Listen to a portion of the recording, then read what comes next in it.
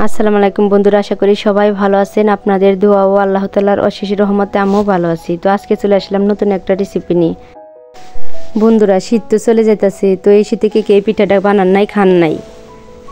তো আজকে আমি এই পিঠাটার রেসিপি বানিয়ে ফেললাম ঝটপট করেই। তো প্রথমে আমি একটা প্যান নিয়েছি, প্যানের মধ্যে কিছু পরিমাণ পাটালি গুড় দিয়ে দিলাম।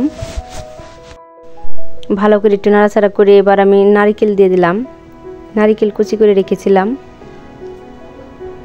তার এই পিঠাটা খেতে অনেক মজাদার, যেহেতু দুধ কুলি খিরসা কুলি।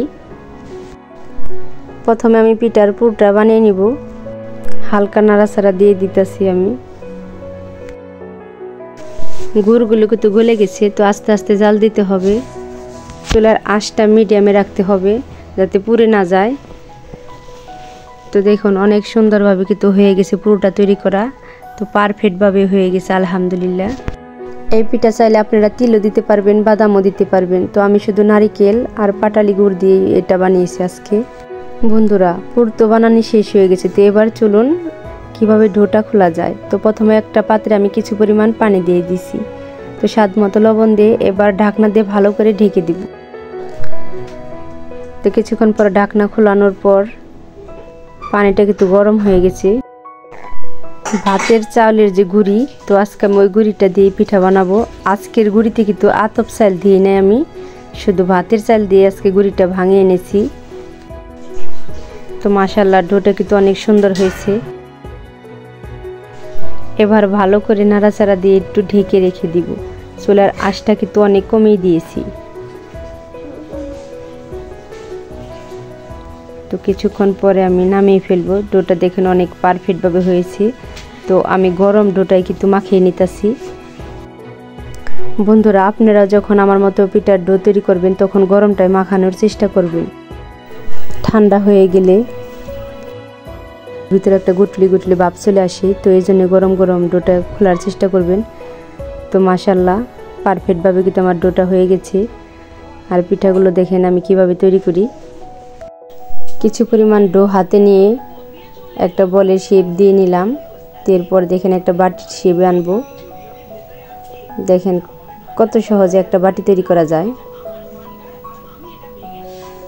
তো এই পিঠাগুলো আপনারাও চাইলে ঝটপট বানিয়ে নিতে পারবেন, খেতে অনেক মজাদার। তো হয়ে গেছে বানানো। তো এটার ভিতরে আমি ওই পুরোটা ভরে দিব।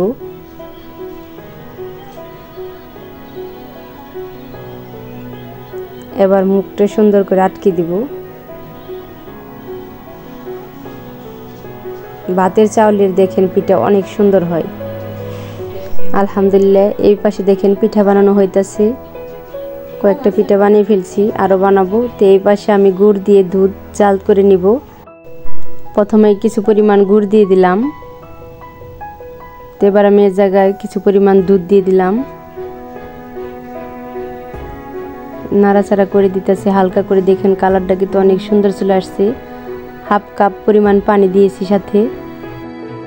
এবার চুলায় পাতিলটা বসিয়ে দিলাম। তো হালকা করে নাড়াচাড়া দিয়ে দিতে হবে যাতে নিচে না লেগে যায়।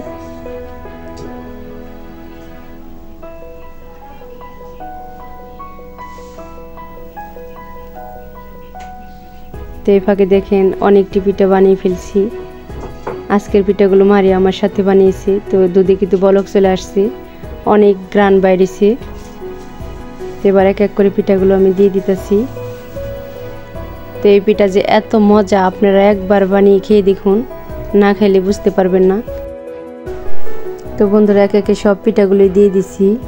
তো এবার বলক চলে আসছে, হালকা করে নাড়াচাড়া দিয়ে দিতেছি যাতে পিঠাগুলো ভেঙে না যায়, পাতিলের নিচে যাতে লেগে না যায়, এর জন্য হালকা করে নাড়াচাড়া দিয়ে রাখবেন।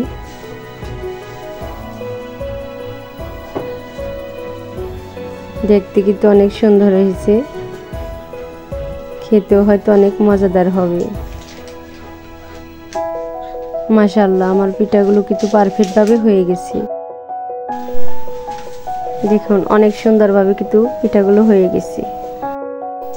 গরম গরম ভাপে উড়ানো পিঠাগুলো দেখতেও মাশাআল্লাহ অনেক সুন্দর হয়েছে, খেতেও অনেক মজাদার হবে। এবার আমি আপনাদেরকে কেটে দেখাইতেছি ভিতরের পুরটা কেমন হয়েছে।